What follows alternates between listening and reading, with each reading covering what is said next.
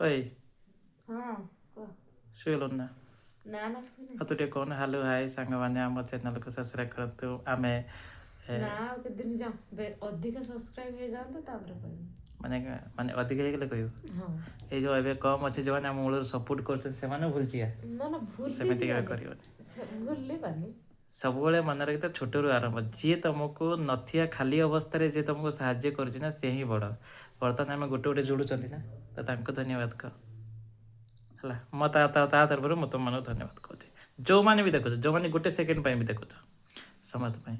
ଆଜିର କ'ଣ ଟପିକ୍ ଜାଣିଛନ୍ତି ସାଙ୍ଗମାନେ? ଆଜି ହେଉଛି ଡର। ମୋର ଟପିକ୍ ଆଜି ହେଲା ଡର। ଆଜିକାଲି ଯେଉଁ ଟେକ୍ନୋଲୋଜି ଦୁନିଆ କହୁନ କି ଟେକ୍ନୋଲୋଜିଆ ନା ଟେକ୍ନୋଲୋଜି ଏ ଟେକ୍ନୋଲୋଜି ଦୁନିଆରେ ମୋ ବାପା ମାଆଙ୍କୁ ନେଇ ଗୋଟେ କଥା କହିବି।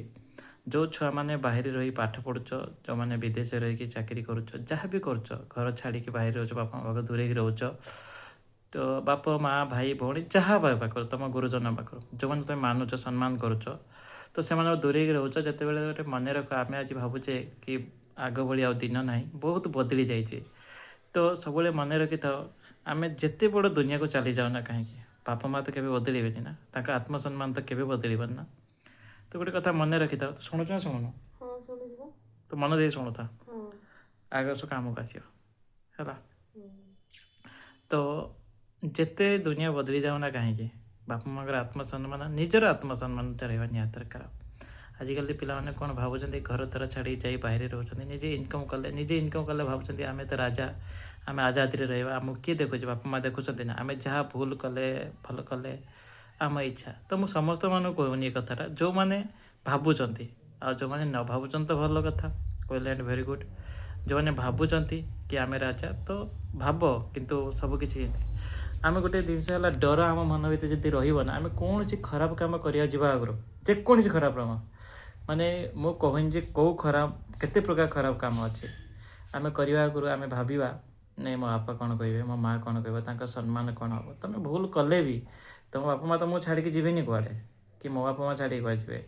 କାହିଁକିନା ସେମାନେ ପିଲାମାନଙ୍କ ଭୁଲରେ ବି ଛିଡ଼ା ହେଉଛନ୍ତି, ଠିକ୍ରେ ବି ଛିଡ଼ା ହେଉଛନ୍ତି। ତ ଥରେ ମନେ ପକାନ୍ତୁ, ଯଦି ବାପା ମାଆଙ୍କ ସେଇ ଭୁଲରେ ତୁମେ ଯେକୌଣସି ବି ଭୁଲ କରିଥାଅ, ସେଇ ଭୁଲରେ ତାଙ୍କ ଆତ୍ମସମ୍ମାନ ତଳେ ପଡ଼ିଯାଏ, ତ ତୁମେମାନେ କ'ଣ କରିବ?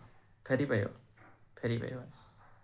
ତେଣୁ ସବୁବେଳେ ମନେ ରଖିଥାଅ, ଆମେ ଯେଉଁଠି ବି ରହୁନା, ବାପା ମାଆଙ୍କୁ, ଘରକୁ, ଯେଉଁମାନଙ୍କୁ ଆମେ ଭଲ ପାଉ, ସମ୍ମାନ କରୁ, ସମସ୍ତଙ୍କ ଭିତରେ ମନ ପ୍ରତି ଟିକେ ଡର ରହିବା ଦରକାର।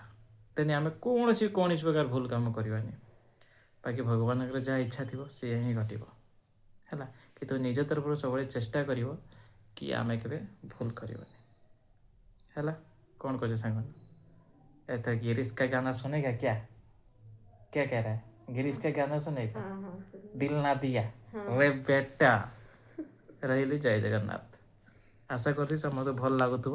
ଟିକେ ଟିକେ ଟିକେ ଟିକେ ସମସ୍ତେ ରିଲ୍ସ ଦେଖୁଛ, ଆମର ବି ଟିକେ ଦେଖୁଥାଅ ହେଲା। ଛୋଟରୁ ବଡ଼ ହେବା ଗୋଟେ ସ୍ୱପ୍ନ ନେଇ ଆସ। Like and subscribe.